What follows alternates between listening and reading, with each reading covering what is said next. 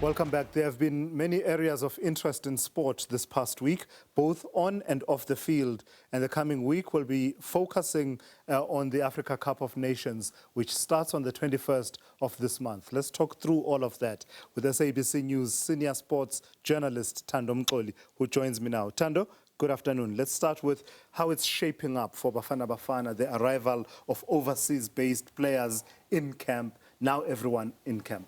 Yeah, tomorrow a lot of them will be coming in. FIFA basically set a date of December 15th for everyone who's supposed to join AFCON. They should be in their camps or traveling to their camps by the 15th. So I think the Bafana camp will have an idea of where, for example, Lyle Foster is ahead of tomorrow's deadline. But that said, I think that the camp is it's coming together well. There's been a bit of controversy, obviously, but the fact that a lot of players are there and it seems like a happy camp if you look at the players from the outside looking in. In fact, say a bit more about the controversy. The latest being that SAFA says this matter has been dealt with. We are moving from this chapter, this Hugo Broos Mbegezeli Mbogazi chapter. Yeah, it's for me, it's one of those where I think the way Coach Helman Kelele handled everything, that's how Coach Hugo should have handled it. A simple, I am not happy with him being late, he's a day late, but we'll deal with it internally. The details that he went into basically put him in a bit of an uncomfortable situation whereby people started feeling a certain way about some of the words he used and in his speech. Yeah, that whole point of he's a black guy. By the time I'm done with him, he'll come out as a white guy, causing quite a fair amount of controversy. And the comments about the agent as well. Sure. Again, all those comments, even the first one about Mbegezeli, about him being a black guy and all of that, ultimately, there is a language barrier that you need to consider. I've never heard anyone complain about Coach Hugo being a misogynist or a sexist or whatever. I just think, yes, maybe the language is not great and he could have handled it better. I think even he can admit that. Again, the very same questions were asked to Coach Helman Kelele at the send-off at FNB Stadium on Thursday. And he simply said, this match has been solved internally. It's over now. We are training and preparing for Africa Cup of Nations. It did not need to happen. It has brought an unnecessary blip to a team that has worked so well together. They've built up from a rather desperate situation to being a credible international team under Coach Hugo Broos and Coach Helman Mkelele. Again, it did not need to happen. I forgot to compliment you on the shirt you're wearing, by the way, Thando. So let me reward you, because I didn't compliment you. Let me reward you by bringing in a veteran. Shall we do that? I heard the great Majens is joining you for this AFCON conversation. Yeah. And I think ours is to look professional and also you have to admire a team that is doing well. They've taken everything on the table. They've won everything. He actually likes the shirt you're wearing. Majens, good afternoon. Afternoon, my brother and everyone. Hi. A veteran there, Edward Mutale. Majens, do you like the shirt that Thando Mxoli is wearing? Yeah, I think he sounds like a Christmas gift shirt. Yeah, but I like it. Majens, let's talk about readiness and just getting in camp and arriving ahead of Africa Cup of Nations. Just the mood and mentality that builds up, the way you imagine it as these players are arriving in camp. What mood and state do you believe them to be in, having had a really successful campaign for qualification with blips here and there, positions of uncertainty at some point, docked points, and now the latest controversy coming in? Where does that leave the mentality of the players as they arrive for camp?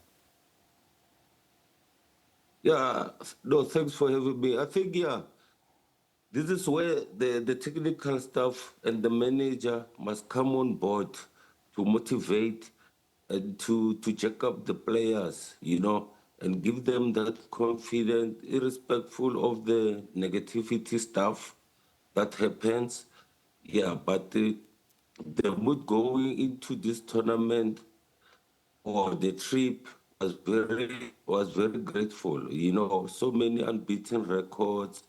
The team spirit, everything was just electrifying. So I think, like I said, the manager and the the technical team, they must come highly on board, talk to the players each and every corner, so that they must just focus on the game or the tournament itself, most especially the opening game. You know, Chulas, one thing that I liked about the team Umajens played for, whether it's Pirates or even Bafana Bafana, the characters in the team. And Mark Fish, who had that warrior mentality. You look at the 2016 team, Sundowns, the one that won the Champions League. Anthony Lafaux played an integral part of that team because of the character, the warrior character that he has. I look at this team, there's a lot of talented players, but I sort of wonder, in this team, when you look at it from the outside, who's got that? I think maybe Mbogas has got that warrior mentality where he wants to grab the game by the scruff of the neck and take it on. Do we have enough characters in this team maybe to conquer a tournament as difficult as an Africa Cup of Nations? Machens, what do you think?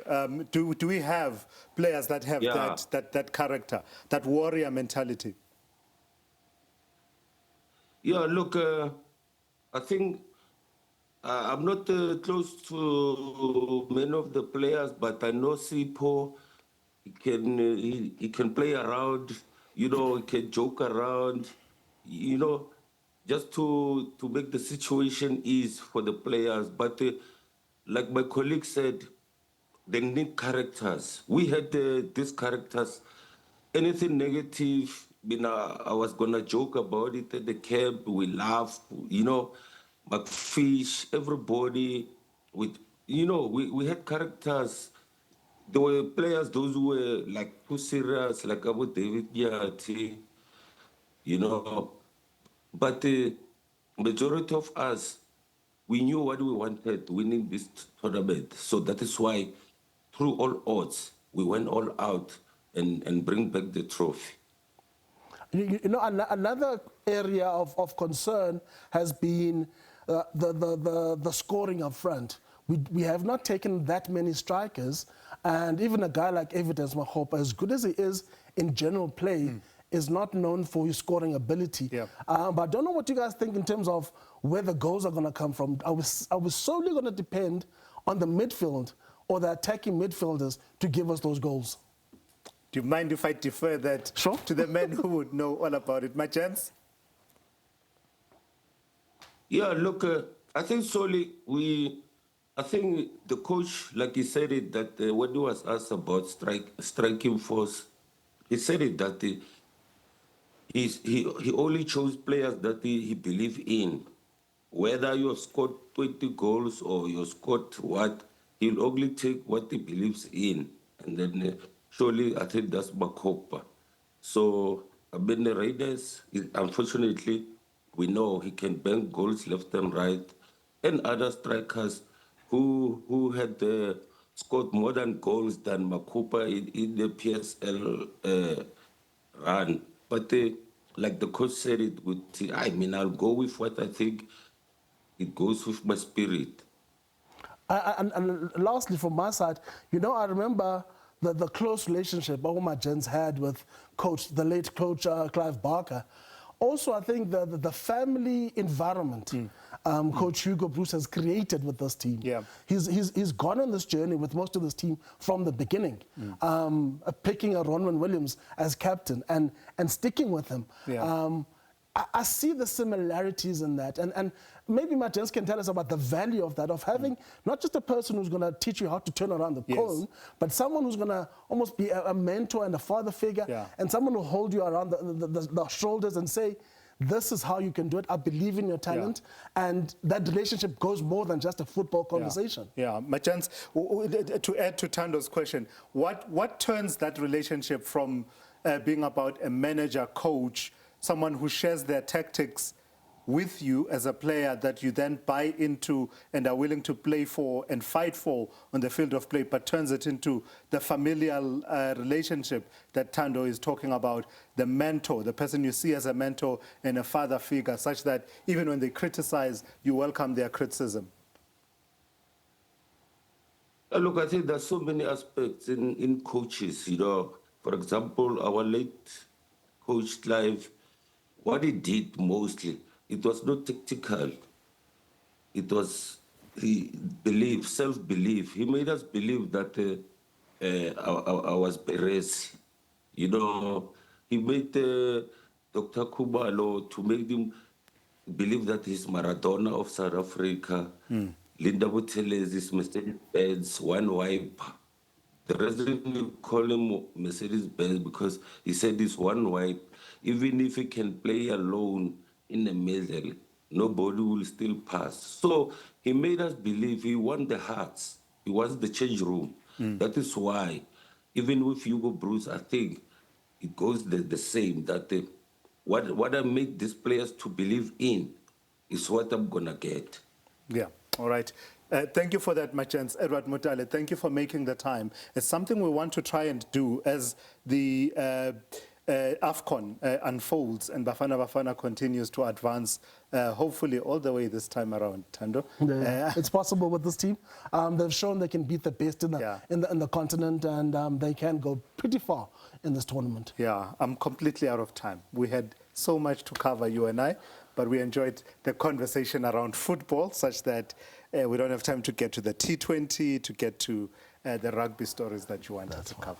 But it's fine. We'll come back to that next time. Thando Mxoli there, SABC News senior sports journalist, just opening up the diary about what has happened in the last few days in sporting action, but also what's still to come in the coming days.